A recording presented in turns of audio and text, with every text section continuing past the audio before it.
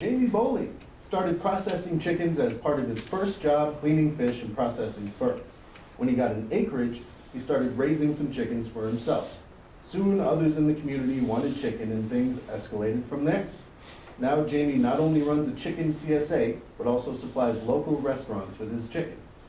A warm round of applause, please, for this man. Thank you. As you said, my name is Jamie Boley. I'm from Parker, South Dakota, out near Sioux Falls. At 13, when I started cleaning fish, I didn't realize a lot of that experience would end up to where I am now. We did fur in the wintertime, and so it was always kind of a constant thing. And one of the gentlemen decided one year to raise chickens. Well, of course, we had all the processing stuff we needed, so that wasn't too much of a thing. And that was probably my first exposure that, you know, raising them yourself, they taste different. They're better.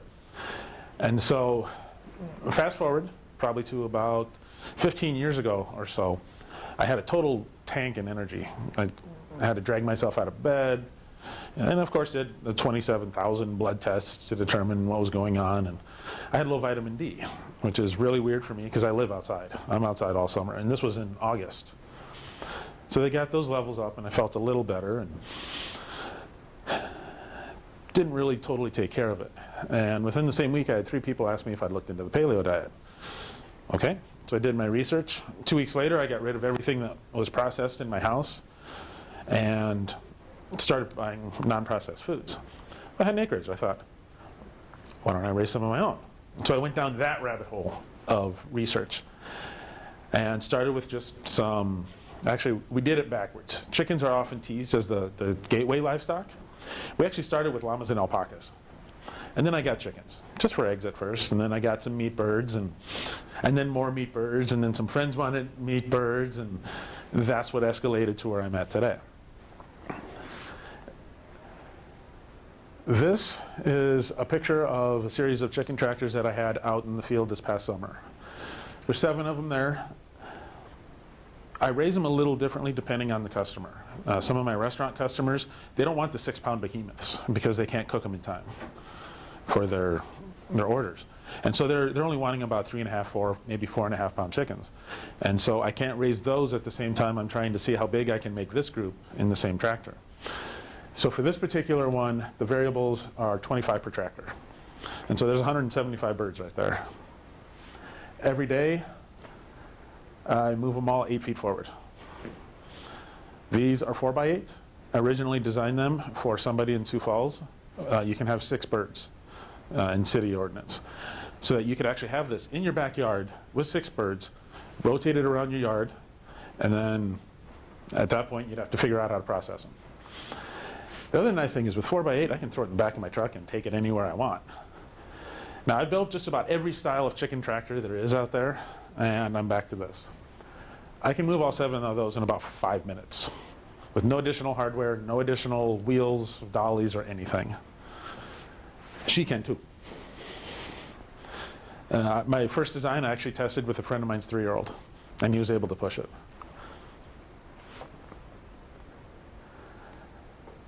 This is a picture of my birds, and I'll get to talking a little bit about the different varieties and some of the pros and cons and why I raise what I raise. Why pasture raised though? They get fresh air and sunshine. Any animal is healthier if it gets fresh air and sunshine. The manure applied to the ground is much more controlled. If you do free range, there's going to be splotches where there's a high concentration, usually near the feeder or the waterer, and then it's going to just be this random smattering all over the place. Same thing with day range, where you have electric netting and you move them around. It's going to be very unconcentrated. I can canvas an entire field with these and barely miss a spot. And I use my field, and I use part of my neighbor's field.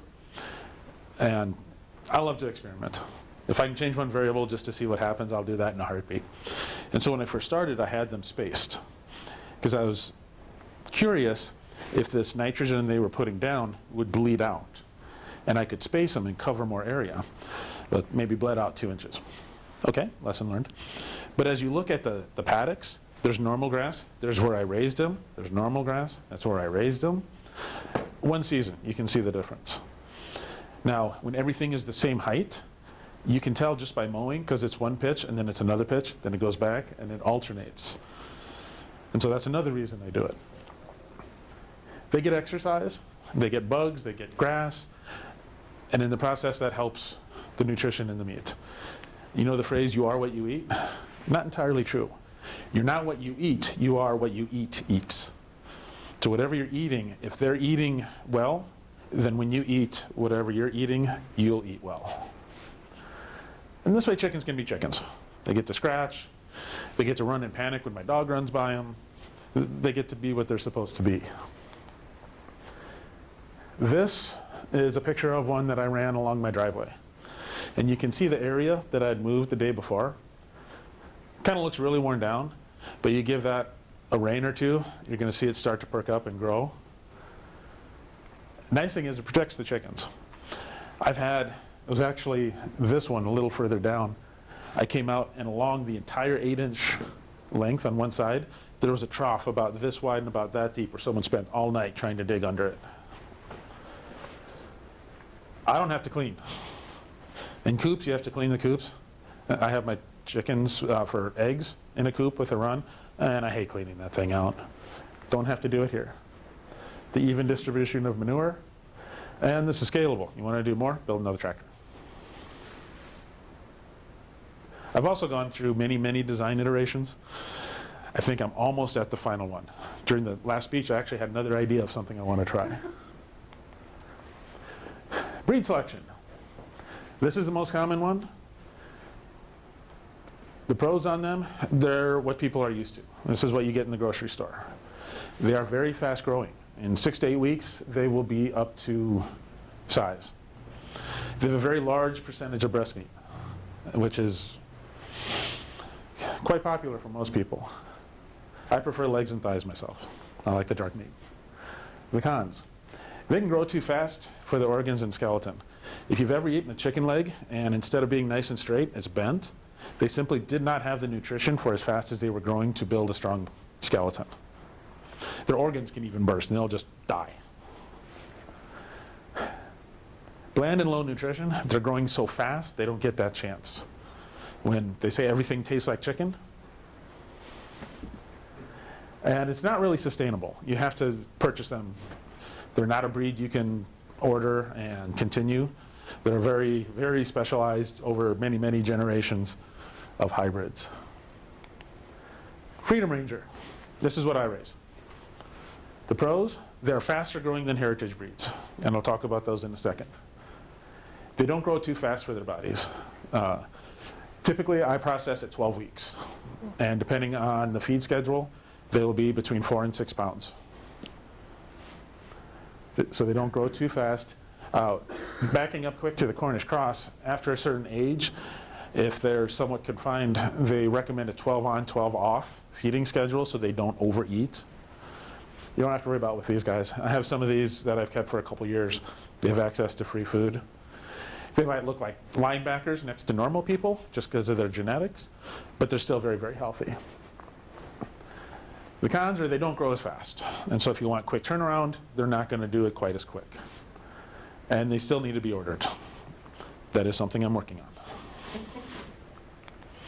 And then heritage breeds. I snagged this picture from Murray McMurray of some Buff Orpingtons. Very common breed that people have. They're totally sustainable. You can get a pair, breed your own, grow them up to they stop growing, and then process them. They're tasty and tender when cooked correctly. There's no such thing as a tough cut of meat. There's only meat that was not cooked properly.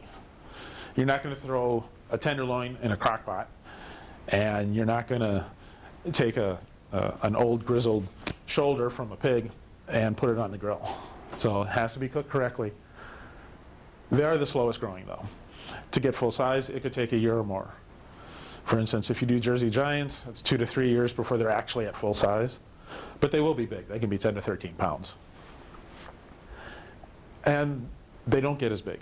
They're the smallest amount of meat. A lot of them, 4 to 5 pounds full size, whereas Cornish Cross and Freedom Ranger. Biggest Freedom Ranger I've done so far, I processed after a year and a half, was 10 pounds processed. It was the size of a small turkey.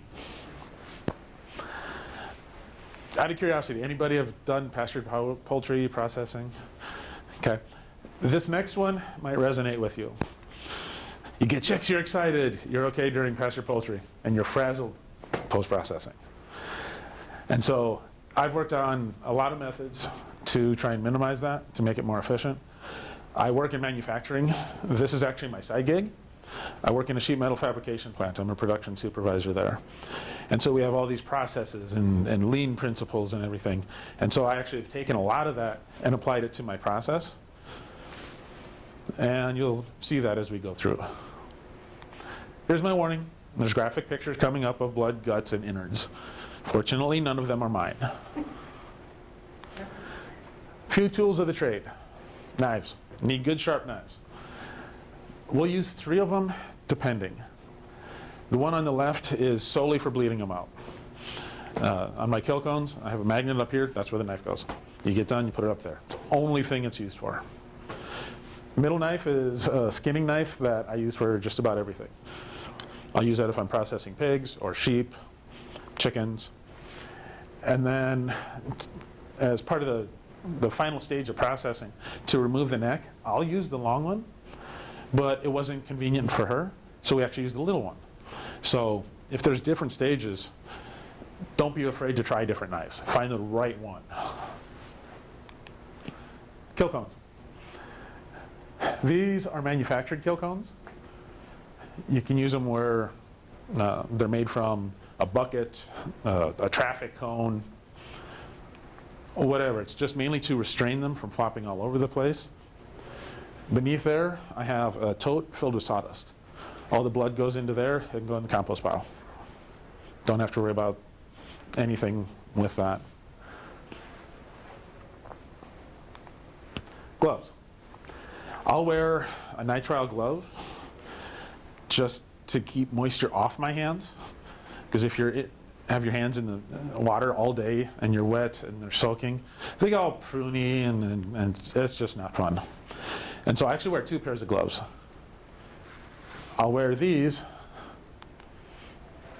underneath cut-resistant gloves. Like I said, I work in manufacturing. We have different levels of cut-resistant gloves. These are the most cut-resistant. This year, with over 800 birds processed, I did not cut myself once. I think it's the first year ever that that's occurred. And so it's just a simple 2-layer thing, keeps the hands. Nice thing with these, they also give you grip. Everything inside a chicken is slippery. Doesn't matter what it is, it's slippery. This gives you just that little extra grip so that you're not losing your grip, sliding around. You can actually pull out what you need to pull out. Apron and waterproof boots. Seems kind of obvious, but I wanted to make sure to include that. Nothing is more miserable than working all day with wet feet, especially if you end up processing in October and it's cooler. The apron, this is one I use it a lot.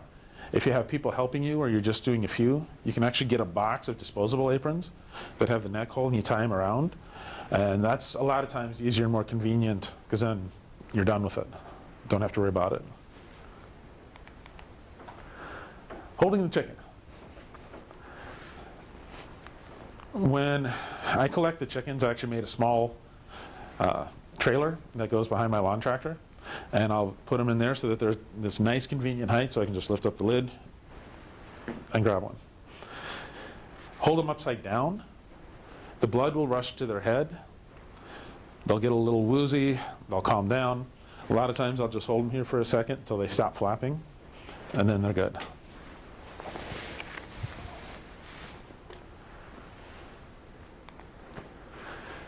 Then you put it head down in the kill cone with the breast facing you. You need to make sure also that your kill cones are appropriately sized. If you have a smaller kill cone and you're trying to do a turkey, it's obviously not going to fit. And they will flop out, flop all around the ground, make a mess. But you don't want it too small that it falls all the way through. 99% of my birds fit in those 2 kill cones, so that's the size I use pretty much all the time. Anytime I've had to do turkeys, I used to just make a temporary one out of a bucket, because then it was bigger and it would hold them. Since those are purchased or pre-manufactured, they just come in different sizes? Yep. Like They'll come in a small, medium, and large. Some will be for game birds versus chickens versus turkeys. Some will be round. Some will be straight line like those. They even have little ones for quail, and they're just adorable. How many kill cones are you running? It depends. 2? If I'm doing it by myself or with one person, I'll run 2. Even with 2, I'm probably going to expand it to 4 kill cones. As we go through the process, I'll kind of backtrack because there's a lot of what I perceive as inefficiencies that I see people do that just totally drive me nuts. So we get the bird in the kill cone. We're going to hold it by the neck, and I'm left-hand dominant, but I do things back and forth. So you might see pictures flip back and forth. I might demonstrate back and forth. Do whatever works. I'll hold the head here, and I'll twist it this way, because my cut is going to go this way. I want to make sure no part of my anatomy is in the path of that knife. Another reason I haven't cut myself. And so you have the neck here, the breast is facing you. You're going to, I normally kind of slide it in a little bit to get down to the skin. I'll push just a little bit and then slice. I do not want to remove the head. I want to keep that head on. Ideally, all I'm going to do is cut the carotid. If you cut the windpipe and the esophagus, you can get the contents to come up, and you don't. It just keeps a cleaner carcass if that doesn't happen. And I don't want to remove the head. I want that brain still connected to the nervous system, because that continues to send signals to the heart to continue to pump to get all the blood out. And there's even a study done, I thought this was fascinating, that it was harder to pluck if it was decapitated versus not. So I keep the head on. There's also some customers that want it what's called Buddhist style, and the head is still attached, as well as the feet, to the carcass. Those are really easy to process. It removes an entire step or 2. You want to make sure it's just above the jaw. If you're doing it to sell, let's say you're always half an inch up, you could be losing half an ounce every single time. So if you're doing a couple hundred, you could lose pounds, which ultimately is going to detract from what you can get. And so it's right above the jaw. And you can, once you get that feel, it's kind of like chink, chomp, and you're done. It's that fast. Obviously, use a sharp knife. One of my somewhat former passions and skills that I have is I'm a knife maker. Nothing is worse to me than a dull knife. It's just a knife-shaped club at that point. You're more likely to cut yourself with a dull knife. And the bleed out. You want a nice stream of blood. In this particular one, I did get the windpipe. Not the end of the world. I was trying not to. A lot of times I'll hold it just to make sure that the flow is going, and then I'll go to the next one, get both of them loaded up. So at this point, I've taken a bird out, put it in the cone, slit, grab the next one, put it in the cone, and slit. Scalder is going to be the next step. This is the one I'm currently using. It's a retired hot water tank with an element wired in there with a thermostat.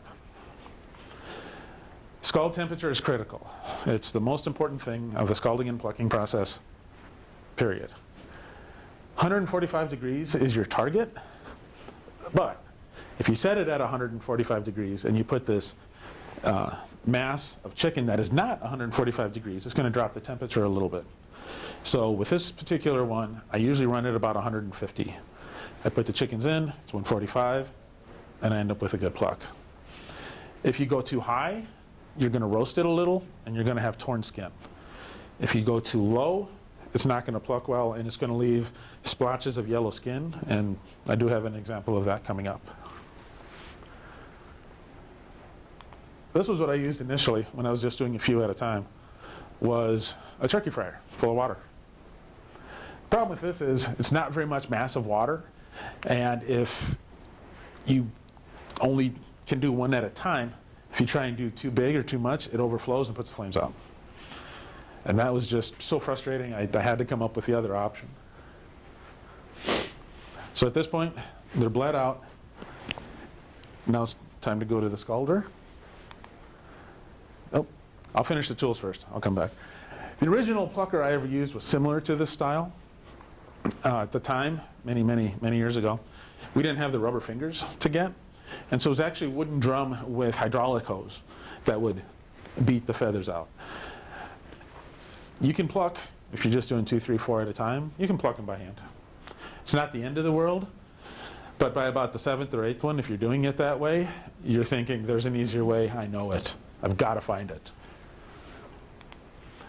Yardbird is available in many places. I got mine at Campbell's before it became Runnings. I've seen them at Tractor Supply. I've seen them at all sorts of farm stores. When I got mine, it was around 300. I think they're up to 400 now. Even if you're doing 10, 15, 20 a year, that's worth it. I still have mine. It's kind of a backup one, and it's also one that I loan out to other people that are just processing 10, 15, 20 birds once a year, and that's it. That way they don't have to go and buy one. This is my bigger plucker. I have the canvas that you see, or the chart that you see there. This was taken in October. The sun was down low enough. It was shining right through the side of my open air processing area, and the pictures didn't look very good, and I couldn't see. This one, I can do 4 at a time. And so your question about how many at a time, if I have 4 kill cones, if I can scald 4, I can pluck 4. Can you fit 4 into that hot water tank scalder? No, I can only fit 2 at a time, unfortunately. I'm gonna get a bigger one, and it's gonna be rotary with a basket, a timer. I was going to be a little bit of a pill and show like 30 slides of the scalding process of in, out, but I thought that would be a little too much. So what you're gonna do is take the chicken upside down. When I do it 2 at a time, I'll hold 1 in each hand.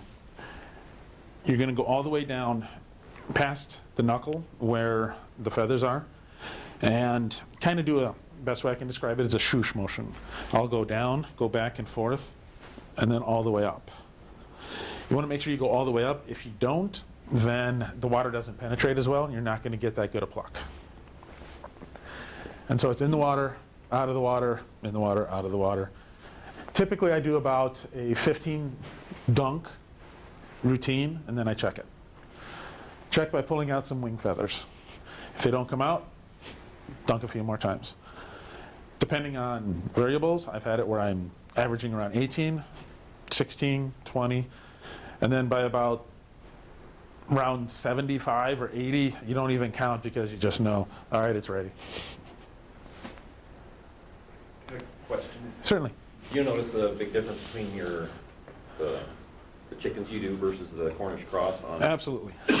The Cornish cross need a slightly lower temperature because their skin is much more frail. The Freedom Rangers, to me, are the perfect mid-range, and the heritage birds will need more. So it's kind of an increasing toughness, and it's a lot easier to tear the Cornish cross skin than any other one. But it's also more likely that with a heritage breed, you might not get a complete pluck.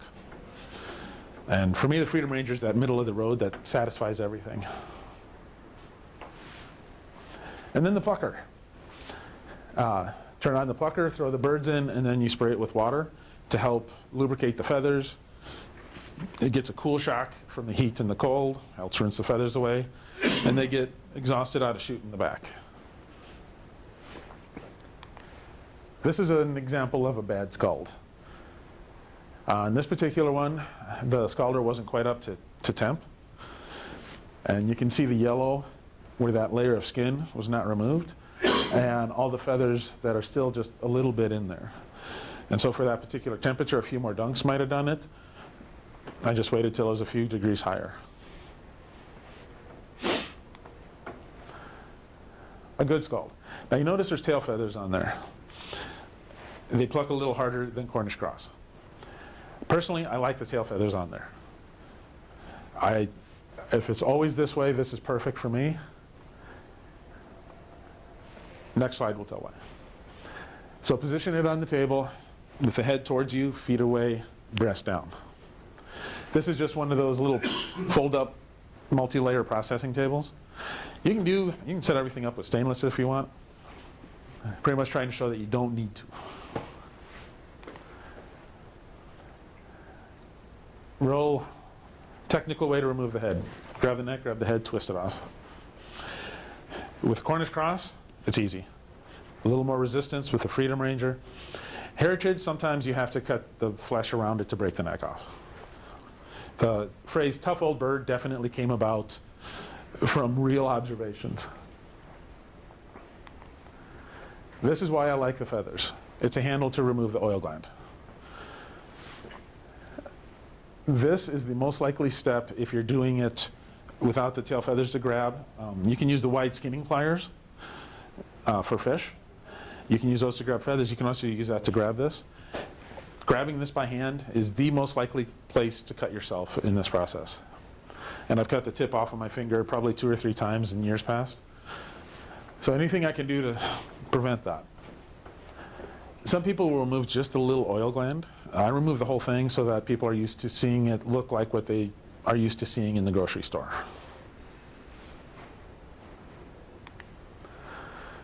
This is where I deviate a little bit from a lot of the common processings.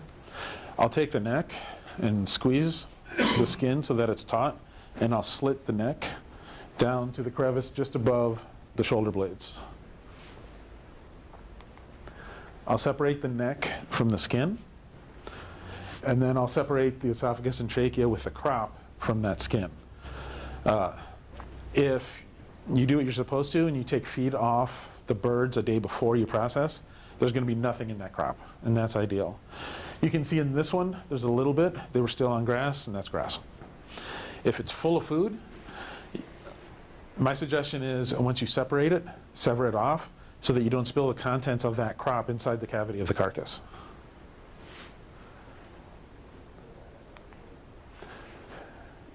Again, it's slippery, so instead of trying to grab it like this, I'll grab it like that. And that seems to be a way that you can actually grab it and have some grip to give it a good yank or pull. Then flip the chicken around. Now it's breast up, legs towards you. Fortunately, the way the chicken is designed, whether you're breaking it down, legs and thighs, or just part of the evisceration, the chicken tells you how to dismantle it, whether it's a valley, a line of fat. It tells you exactly how to do it. And there's that nice little valley right at the knee. If you lift it up a little bit, it's right there. Put your knife there and you can slice right through it. Initially, it might not be the cleanest. You might have to come back from a little bit.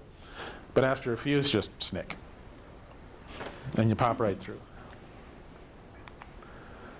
After you remove the legs, you're going to make a cut right above the vent. One thing that I do in this process is I try and lift up and put down the knife as few times as possible. If you're doing 5 or 10, it's no big deal. If you're doing a couple hundred and you pick this up, put it down, pick it up, put it down 5 times, that adds up to a lot of wasted motion. And so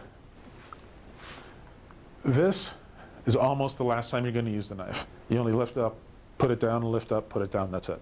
And you're done with the knife. So after you make a cut on the vent to get into the cavity, you're going to hold the vent, you're going to cut down and under to separate, and that'll be free. Then you're going to remove the gizzard and the innards. I'll go in palm up, I'll hook the gizzard, and I'll pull it part way out. In that middle one, you can see I'm separating that belly fat. I don't want to lose any of that. That's flavor, that's moisture, that's nutrition. I want to keep that with the bird. And then on the right-hand side, I finish pulling out all the rest of the guts. Well, most of them. The lungs can be a pain sometimes. They're nestled in the back against the rib cage. Since I'm pretty ambidextrous, what I'll do is I'll go spine curve with that hand, spine curve with that hand. If I do it all one hand, and I'm doing a couple hundred, the next day my hand is, I don't like you. It hurts, it's sore. And so I try and minimize that. I try and make sure that both hands are going to be slightly inconvenienced instead of one hand really sore. But you want to get those lungs out, and those are back. And there's a definite knack to that. But this was the coolest thing I got this year. If I made no other change this year other than this, I was ecstatic. This is hooked up to a hose. You squeeze it, and inside that ring at the top, at the base, is an outlet for water. So you put it inside the cavity, scrape, scrape. While you're squeezing it, it's spraying water in there and rinsing it out at the same time you're scraping out the lungs and anything left. That was absolutely the best thing I did this year, and I started off the year with putting on foot actuated pedals for the hoses, and I thought that was the coolest thing until I got this. Coolest thing ever. And you can see how nice and clean the inside of that carcass is. And then dump it in the ice bath. So when I'm doing this by myself, I'll have the chickens, they go to the kill cone. Scalder, plucker, evisceration, ice bath. Literally that much motion. If I'm doing 100, I don't want to do this. This is where it drives me nuts. Plucker, scalder, or I'm sorry, kill cones, scalder, plucker, evisceration, ice tank, and then start all over. If you're doing 50 or 100, that's going to wear you out. And I've seen setups where it's that way. The fewer steps, the better. When I have help, I eviscerate, I do this. I barely take a step. And then we can really pop through. With chickens, you only need a couple hours for it to go through its rigor mortis cycles. It's not like beef or sheep or goats or pigs, where you have to hang them for weeks or days. So it's only really 2 hours.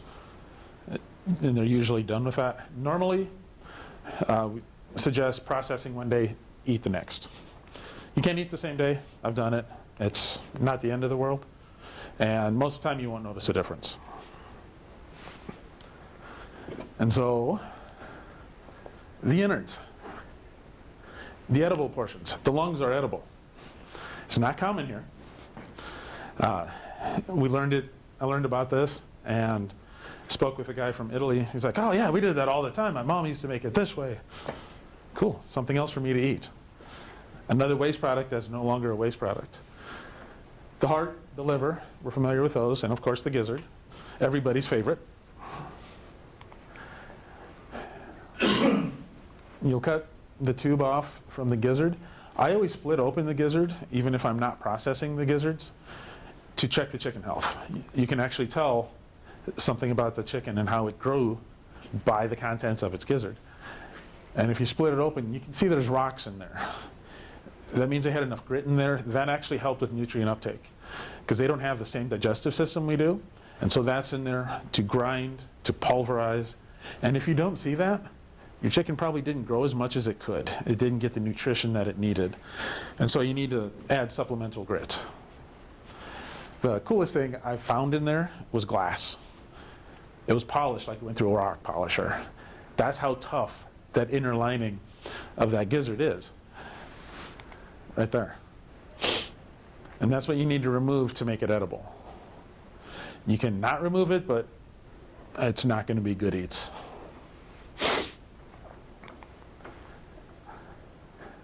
Liver. It's a love-hate thing for people. A healthy liver is going to be nice and dark like that with no splotches. Now, if you're processing an old spent hen, it's going to be lighter and it's going to be splotchy. A lot of the nutrition that they consume goes to production of the eggs, and that ends up lacking in the liver. And so if it was a meat bird that was 12 weeks old and it was pale and splotchy, it probably didn't get the right nutrition and wasn't the healthiest bird. Should be nice and dark. Now the bile sac is right next to it, and you want to pinch and remove that.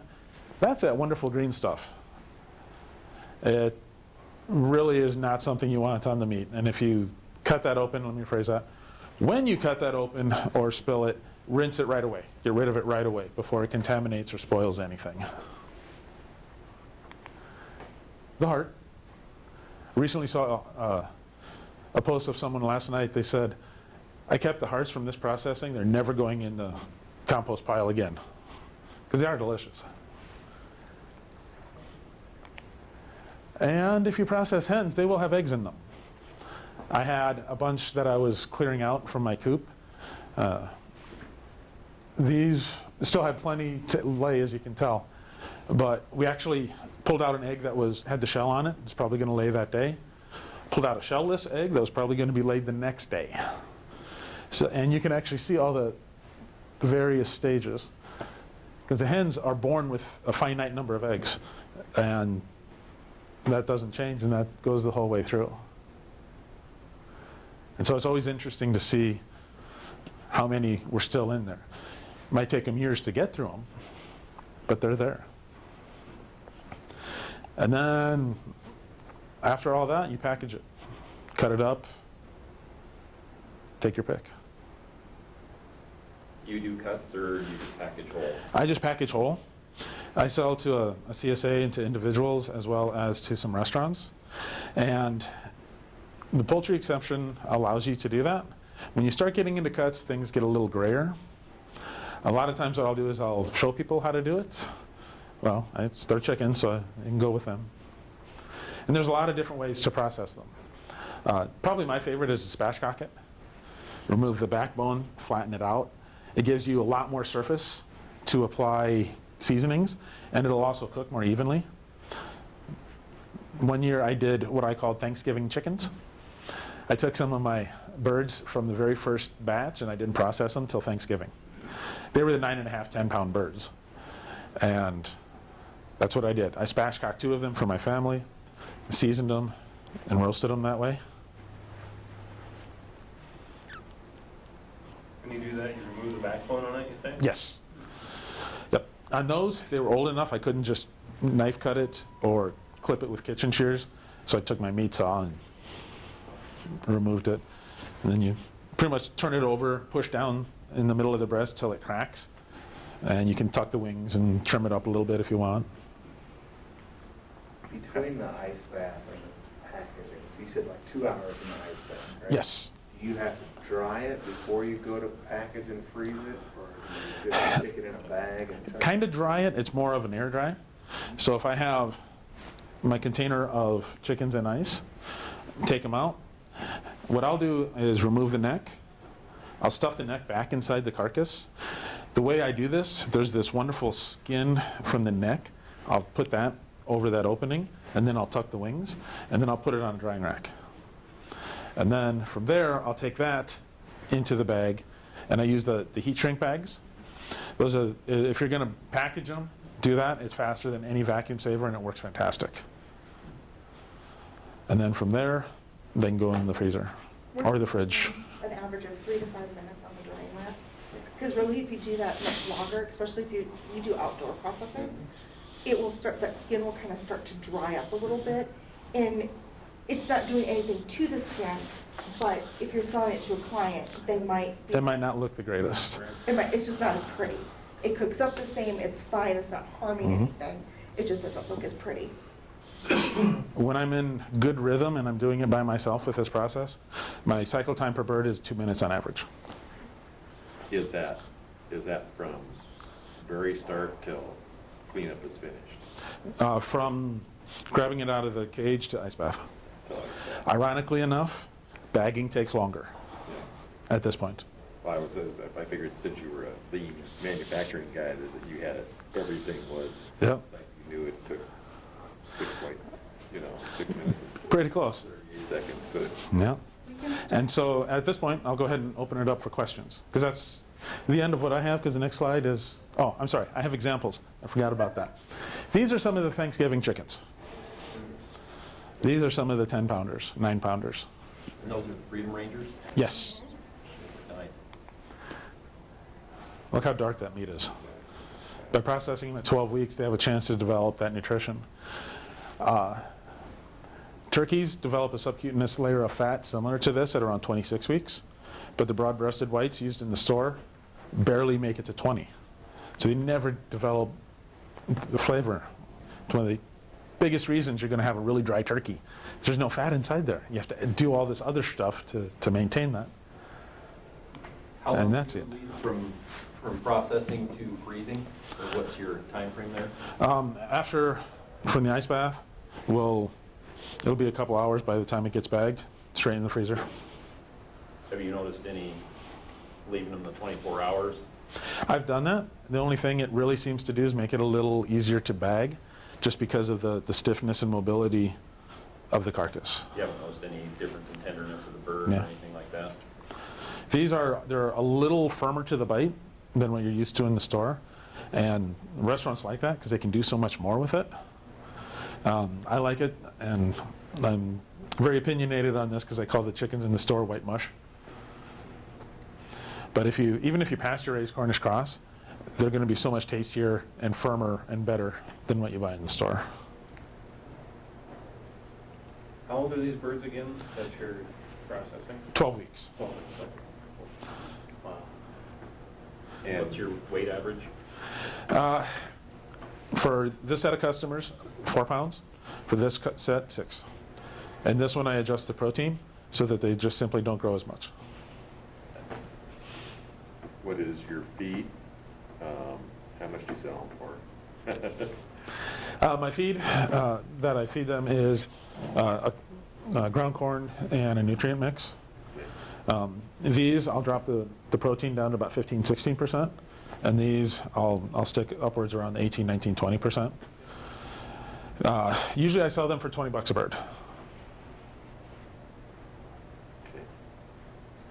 Have you ever played around with the homemade pluckers, the whiz bang? I have the plans, and I had started it, and then this one fell in my lap, and I didn't have to spend the time. They will work well. Yeah, They are. Yeah, they're definitely another alternative. They're no longer making the kits, though. No. See, unfortunately for me, when I was making it, I was lead of the cutting department. I had access to lasers, and I still have access to lasers. But I could just cat everything up and cut it. The new Scalder you're going to, what brand are you looking at? Featherman has a rotary, and it has a mesh. Pop them in there, and it rotates 2 in, 2 out, 2 in, 2 out. And it'll probably work really well with your size chickens. We've found with some of the bigger Cornish cross, sticking them in there, that you'll end up with a lot of feathers underneath the wings if they're too big. So more like your 6-7 pounders. Mm-hmm. You have one of those rotary? Yeah, that's an upgrade for next year. Really nice, but that's one of the problems we ran into. If their birds are a little bigger, Mm-hmm. it keeps their wings down, you don't get the water flow. Don't get the flow. And you're entirely seasonal, is that correct? Yes. My first batch of chicks will start in March, and I will finish in October. So for my winter customers, I have to really plan ahead and have a walk-in freezer. With your tractors, are you putting a mesh along the bottom? No. Okay. And what are you building the skids out of? It's really not. It's just the bottom of the 2x4s. Okay, so it's just all not 4x4? 2x2s, I mean, yeah. Just 2x4? Yeah. And as part of the, when the derecho came through and I had several pulverized, I had to break down all the costs so that they could reimburse me. And I can build them for $150 or less. And that's including everything. And it's just chicken wire on the outside? It's 1/2-inch hardware cloth. Okay. Chicken wire is, I don't know why we even call it chicken wire, because it's pretty much worthless for protecting a chicken. How many chickens are you running in that, 25?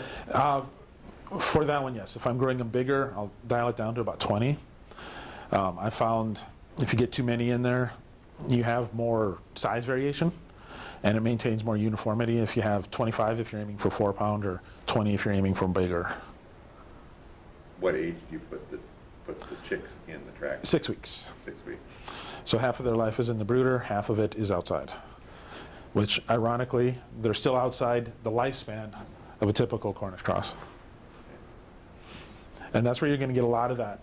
A lot of that yellow fat is also part of that, in addition to their feed, is being outside and having access to the elements and the sun and the exercise.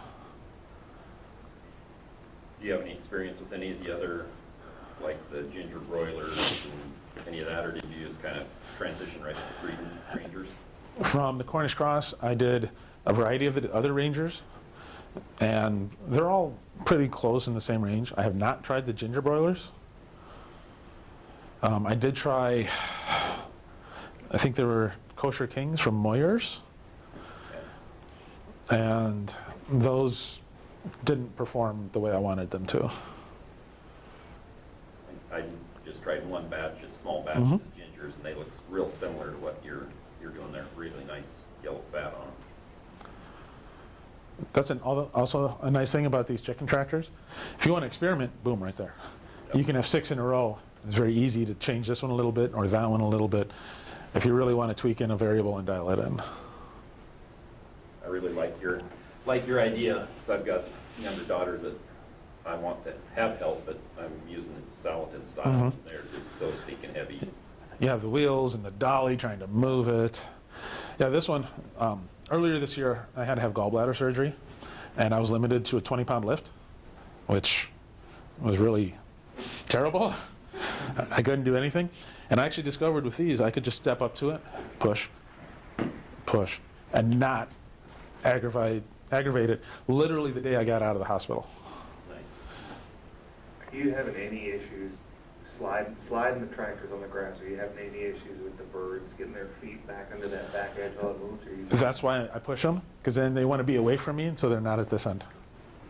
I used to pull them, and sometimes I would, but these chicken tractors are light enough. They would just squawk, I'd lift it up, they'd go, and they were fine. What's the height of your chicken tractor? 2 feet. That way I can just use 2 foot wide hardware cloth. I do have about 95% of all the instructions and cut list and everything for them done, and I will be posting that. I'll probably first post it on my Facebook page and then website from there.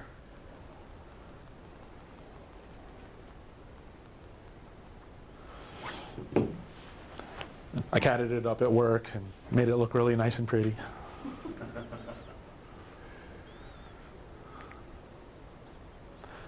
Thank you all very much for coming. Thank you. Very good. Everything is done CSA, is that correct? Well, you CSA and then wholesale to the restaurants. Yes, and I will sell to individuals whatever I have left off from the processing.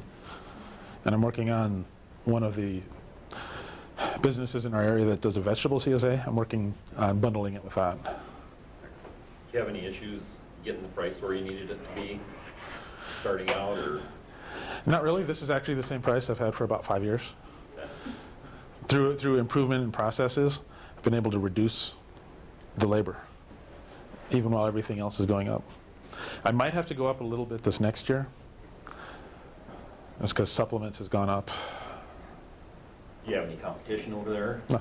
A lot of people, No. in my area, the Gooderite, a Mhm. lot of people are buying from them, and so they don't want to pay what I need to. Right. Fortunately for me, the biggest restaurant I supply, they're huge on pushing local foods. And the colonies near us they specialize in turkeys versus chickens. Okay. So that has been a huge help too. Mm-hmm. I've always found out that the Hutterite stuff is not anything like, a chicken tractor or. Right. It's more commercial. It's still commercial grown just on the colony. How about rules, health department, do you have licensing or? Poultry exception is a wonderful thing. Cool. And it's an open air processing, and it gets cleaned. And using a combination of vinegar and hydrogen peroxide, you actually get about 99% sterilization, sanitization, sorry. And we clean before and after. Do you do on concrete or grass? Yes, or- it's on concrete. I did it on grass once, discovered, okay, that was kind of dumb. I had this huge mud puddle by the end of the day. Mhm. Cool. Great information, thank you. Thank you. Thank you for coming.